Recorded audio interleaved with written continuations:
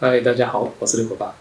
今天跟大家分享一下我去做了悬雍垂整形手术跟扁桃腺切除手术之后的感想。那先说结论，就是做完之后真的超级爆感痛，现在是第28天，大概在前10天都是痛到太。如果你是超级不怕痛的人，做吧，叫我再去重做一次，因为我已经知道有多痛了，所以我可能会很犹豫。为什么我要去做悬雍垂整形手术，还有切掉扁桃腺？主要是因为我长期有打呼的问题。我们一起出去玩，去宜兰、去高雄、台南、屏东到处玩。其实住饭店的晚上，他们都睡得不是很好。我就想说去做个检测看看。附近的这个教学医院有2个科有在做这个睡眠检测的，一个就是精神科，一个就是耳鼻喉科。那我挂错科挂了精神科，然后就去做了相当多的精神鉴定，问我相当多跟精神相关的问题。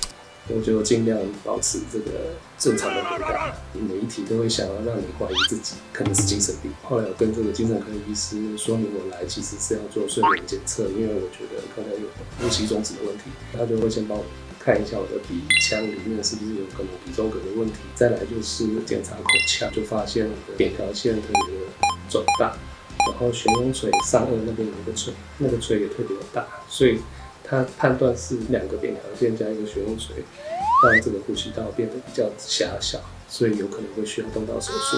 不过因为他是精神科医师，所以他就帮我转介给耳鼻喉科医师。他是建议我先去做这个睡眠检测，睡眠检测一排下去是3个月后，其实有点久了。于是呢，我就去了转介的这一间设备供应商去做了一次睡眠检测，就是带回家。我现在就来介绍一下借到的睡眠检测的仪器。然后这个是主机，主机上面有个按钮，开了之后呢，它就有3个灯，它一共要做3个部位的检测，所以都要确定它有侦测到。那带法就是先把它拉开，哦，很紧。好，大概是这样，把它装在这个位置，心脏附近，然后要在你的内内的上方，不要让它睡觉的时候移动到。接下来是手指。手指要穿过这个环，然后呢，还有一个管子要接。这个管子呢，就是要接在这个地方，把它转紧。这个管子超级像什么？这是什么？好了，就是有点像一个呼吸器了。装法是把它插在鼻子，然后呢，睡觉呢就是这样。就开始睡啦。做这个侦测呢，要尽量满4个小时，时间越长，能够侦测到的数值会越精准，记录我的睡眠的心搏、血压的状况、吸气的气流，侦测是不是有呼吸中止。好的，做那个睡眠检测啊，其实我有非常多的数值是很危险的。我有一个 AHI 值。我到28、30以上就是非常危险的睡眠呼吸中止问题，会造成各种心血管的一些状况。你看我到28了，我其实这11年来睡觉从来没有觉得到非常的不舒服，就是还是好像有睡着，然后隔天还是有办法起床工作。那检测结果告诉我，这一段期间其实我睡眠每天都有可能心搏非常的不稳定，40几跳到70几、90几，同时也会造成血氧非常的低。某一段时间我的血氧低到剩70几，几乎是很缺氧的状态，然后脑子可能就自动把我唤醒，整个睡眠过程就这样坐云霄飞车，起起伏伏。明天就要住院，然后后天要动手术。今天的疫情大概是3万人确诊，现在去住院风险其实蛮高的，但是已经排好了，后面疫情可能也不会太快的缓和啦，不知道要多久才能再排到这个手术了，所以就去吧。动完这个扁桃腺手术，如果还要咳嗽，绝对超地狱。因为疫情的关系，家人不用去陪病，那就自己把东西带好。其实也不用带太多，就是带2套衣服。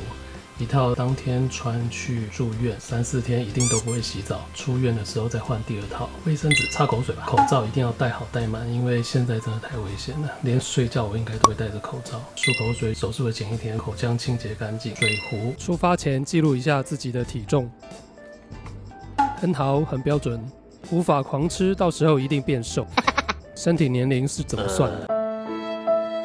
明天手术之后只能流质饮食。药局药师推荐1天4罐营养才足够，于是我准备了8罐，然后还有几个布丁跟豆花放在公共冰箱中。疫情期间根本排不到单人房，还好双人房床位靠窗，还有天空可以看。运气好的还有今晚的室友跟家属算安静的。接下来3周再也没办法爽吃各种美食啦，决定手术前1晚一定要吃够本。对，还有一个面包，然后就是痛到完全不想录影的4天。被出院到家后立刻量个体重，肌瘦了4公斤，还变年轻了喂。出院至今依旧没有声音，每天鼻腔都有分泌物倒流，伤口会因此比较疼痛，而且会非常想咳嗽，整个就是超地狱啊！做了这个手术之后呢，整个治疗的过程，之前艾丽莎莎也有去做这样的手术，她其实是在医院里面待了7天嘛。我告诉你，这7天实在太重要了，因为疫情关系，我在里面只待了4天，这4天每天都有打止痛针跟类固醇，可以帮助我减缓这个疼痛。但如果你有办法待到7天的话，请一定待到7天。每天都打止痛针，甚至像艾丽莎莎拿到吗啡这么高等级的止痛药，这是更好的，因为这7天实在不痛。像我第4天之后被赶出院，其实在家里的这几天都超级不舒服，因为你没有这么好的止痛药。出来之后，你就是只有一般的健保的止痛喷剂跟你自己自费的一个生长因子。那生长因子其实没有太大的止痛效果啦，但是它就是帮你伤口比较快的恢复。止痛喷剂就是每次要吃东西之前就喷，痛的时候也喷就对了。出院的这几天没有止痛针，痛爆，几乎什么都吃不下。吃东西的建议呢，就是很多人会建议河流质，其实布丁跟豆花类的这种东西可以顺着你的舌头往下滑的。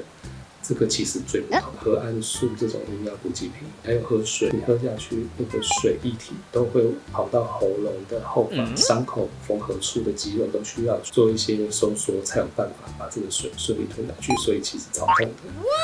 大概在第11、12天之后开始有一点声音，疼痛感是有下降。3周后我的饮食才完全变得很正常，费用呢大概快11万，对。那为什么这么贵呢？我是用电浆刀，电浆刀就快2万了，然后还有自费的伊拉克的缝线，医生说比健保的缝线还要再坚硬一点，然后比较不容易这么快就分解掉，所以它可以比较长时间的拉住你的那个伤口缝合处，让它的定型定得比较好。手术一定会需要止血，所以那个止血的费用也不便宜，就是2万块左右。然后再来，我又自己自费生长因子，小罐10毫升的喷剂，1罐就1万8，我买了2罐，2罐差不多用到第10天到第14天。住院我是住双人房，所以其实还有省到。本来是想要住单人房，但是疫情真的没有单人房，排都排不到，你就被赶出来了。麻醉其实完全没有感觉，就是一打下去，在手术台想要聊天的时候就突然睡着。手术还算顺利，然后现在第4周了，我的生意恢复也差不多，然后饮食非常的顺畅，最重要的是我呼吸好很多，好找多了。当然就是还要等2个月后的第2次的睡眠检测，才知道说我的这个 AHI 值现在降了多少。好的，大概是这样。希望这个影片对想要做悬瓮锤整形手术跟切除扁桃腺的人有些帮助。做这个手术其实是改善睡眠呼吸中止症。如果单纯是打呼的话，也不见得一定要做到这件事，就是你需要去科学的做睡眠检测，知道你的 AHI 值，你的打呼真的是非常严重到影响你的睡眠才去做啦，不然一般打个呼就打呼咯，拜。